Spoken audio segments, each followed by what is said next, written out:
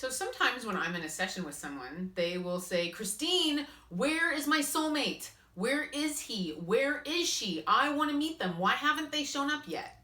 I'm lonely. I'm depressed. I want companionship. And we all want love and companionship and romance and hugs and kisses and snuggles and some other stuff. You know, we all want to get our fur fluffed, but sometimes we have to wait for divine timing. When the divine feels we're ready for our soulmate, that's when they show up on our path and not earlier, which can get somewhat frustrating. And I started noticing that the other side's attitude towards being single is very different from ours, because society has a tendency to beat us up if we are single. It's like, oh, the old woman, with the cats, oh, she's such a spinster, or oh, that guy, hasn't had a girlfriend in forever, what a loser. They judge us. And I've been single since 2011, and it's been so long since I've kissed a guy. I hope I remember how to do it. I'm hoping that it's like riding a bike, because I don't really remember what it feels like to kiss somebody.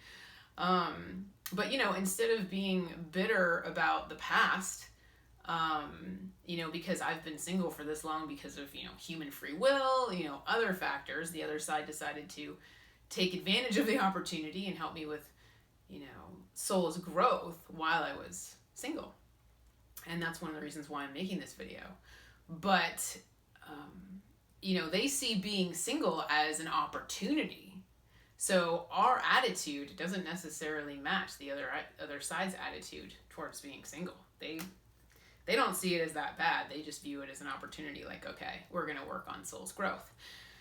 Speaking of which, one of their favorite things is personal growth and development. They love it. Read books, attend seminars, clubs, whatever you want to do. Work on yourself. Self-betterment. Why not? You have more time to do it. So put that time and energy into yourself that you would be spending with a romantic partner. I'm not saying that single people all of a sudden have an open schedule. I mean, single people are busy too. I'm just saying time that you could be spending with a romantic partner where you're not, you can channel that towards investing in yourself. Another thing is that the other side is pretty big on pulling people off the field and putting them on the bench if they keep repeating patterns. If you are literally banging your head against the wall in relationship after relationship after relationship and just making the same mistakes and repeating the same patterns, they're going to pull you off the field, put you on the bench, and they're going to want to help you work on yourself first so that you don't do that anymore. So they view singlehood as an opportunity to do that, to make changes that benefit your next relationship. And that's another reason why I'm excited, is because I feel like I've done so much work on myself that this is going to benefit my next boyfriend. Our relationship will be stronger and better because of the work that I've done on myself. And being single has afforded me the opportunity to do all of that. So take advantage, seize the day. Number 2, they are excited about us developing a stronger sense of self. If you break up with someone and they were like a tennis player or something, you associate yourself with tennis. Maybe you went to all of their matches and tennis became part of your identity. You had a connection to it, a liking for it, whatever. Well, if you break up with that romantic partner, all of a sudden you have zero connection to tennis. So it's like you lose part of your identity and you have to rediscover who you are again. So that's why journaling is so important, to boost that sense of self and really get in touch with your own thoughts, feelings, opinions about things, and kind of build yourself back up again, because you really did lose part of yourself when you separated out. So that's also a big deal, is this is an opportunity to develop a stronger sense of self and prepare yourself for your next relationship as well.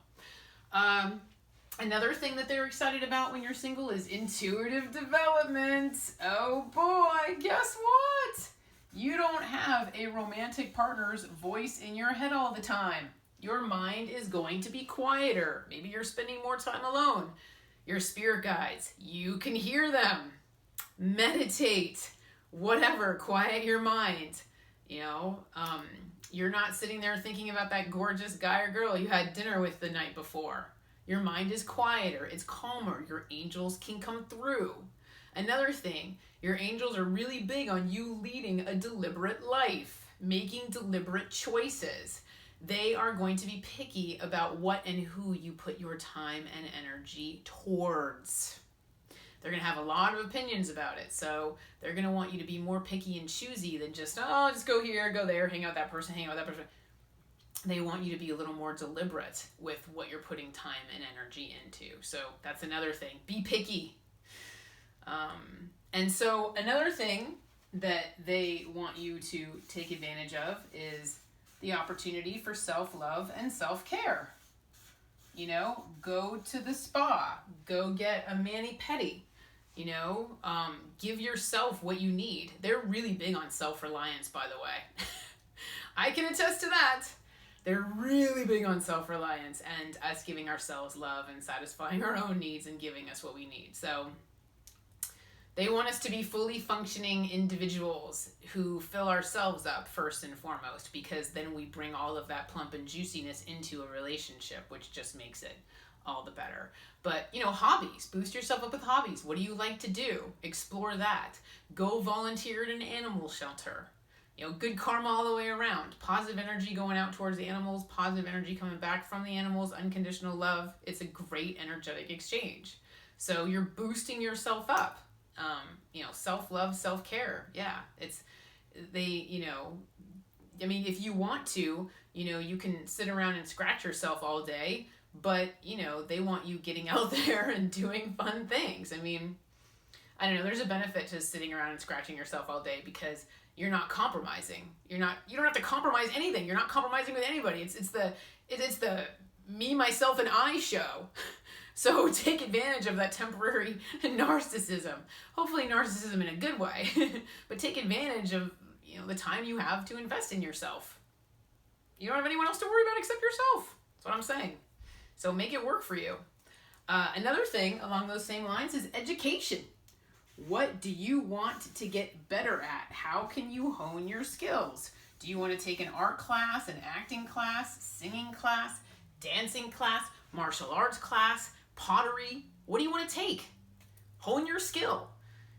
You know, this is the time to do it. Make new friends in those classes. Meet new people who have things in common with you. People who trust you because you're there for a common good. You know, you're not there trying to sell them anything. Their walls aren't up, their walls are down. They're like, hey, what's up? My name's Christine. What's your name? Oh, you know, what are you making? I mean, can you imagine like taking a pottery class? That really breaks the ice. It's a great way to meet people, great way to make friends, form some connections. Now, for those codependents out there, I'm going to call you out here.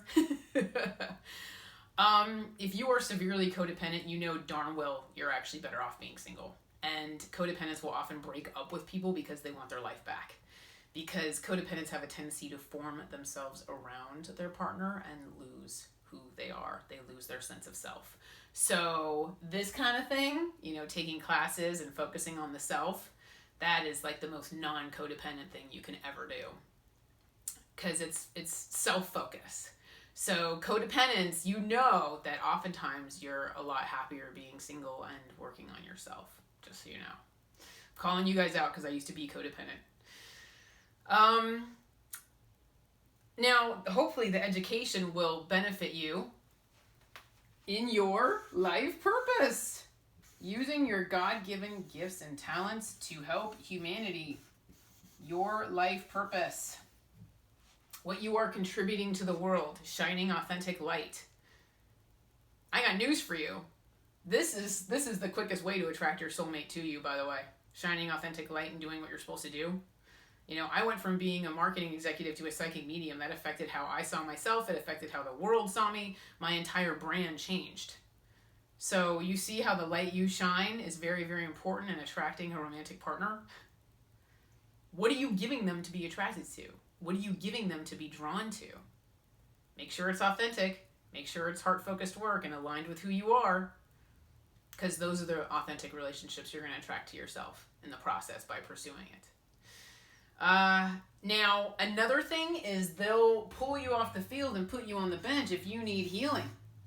If you went through emotional abuse or a horrible breakup or, you know, loss of a loved one, etc., and you're healing and your heart is broken, well, they're going to pull you off the field and try to keep everybody away from you so that they can heal you.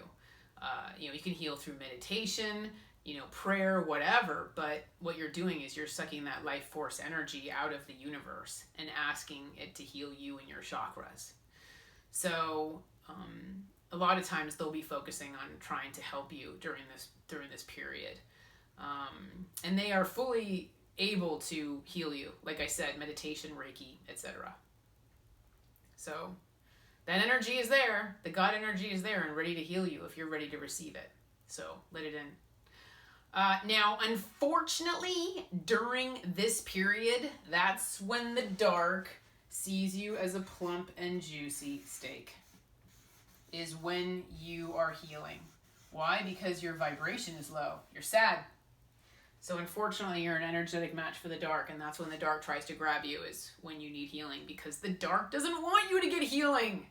Hell no! We don't want you to heal. We want you to be sad, because then you're ours, and you belong to us. So unfortunately, this is when the dark is going to show up and try to bring a relationship onto your path that does anything but help you, that does anything but heal you. And this is really important for you guys to know, because a lot of people think, oh, love, romance, this person was brought onto my path by the light. Not necessarily. There are a lot of relationships out there where the people are brought onto your path by the dark, and it's very strategic, and it's meant to pull you down. Maybe your partner emotionally manipulates you. Maybe you feel sorry for them and you want to rescue them, and instead of you pulling them up, they pull you down. Maybe they're extremely controlling. Maybe they, valued you in the beginning and then they devalued you gradually and just pounded your self-esteem into the ground. Maybe it's like subtle emotional abuse where you don't know what's going on. But, anything that stresses you out, anything that, causes drama or stresses you out or makes you feel sorry for that person, the dark is sitting there laughing at you and saying, ha ha, what a sucker, woo! Because the dark is going to manipulate you and make you feel guilt and shame for not helping that partner. So you see how I made a video previously called something like, are people taking advantage of your compassion? And nothing upsets the divine more than that, by the way. Because his light workers, a lot of them, most of them are empaths. And he'll say, leave my empath alone. Leave my light worker alone. Because, we have a great deal of compassion, and people tend to take advantage of that. We think we're being good people and being martyrs when the divine is like, no, let it go. Let it go. They have their angels around them. Let their angels help them. You have to demonstrate self-love and separate out, because you're not being successful. You're not pulling them up. They're just pulling you down, and they're lowering your vibration on purpose so that you're an energetic match for the dark, and the dark can take you over. A lot of times this will be addiction. Trying to pull somebody out of addiction. They just pull you down instead of you pulling them up. And all because of their free will. I'm sorry. Addiction is a disease of self-discipline. I don't believe I'm sick. I have a disease. It's like you have a self-discipline disease. It's a free will disease. Even if, go detox and then we'll talk about your free will. Get it out of your system.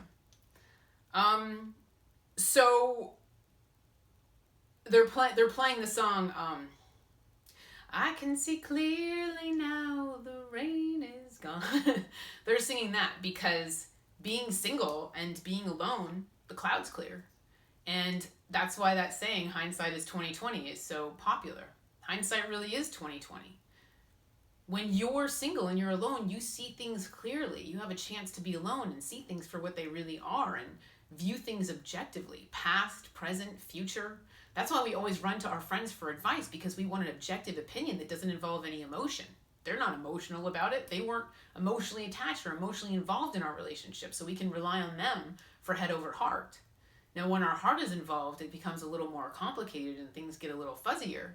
But at the end of the day, clarity. Being single brings clarity. And that's what the other side wants for you. So, if you are single, love you guys.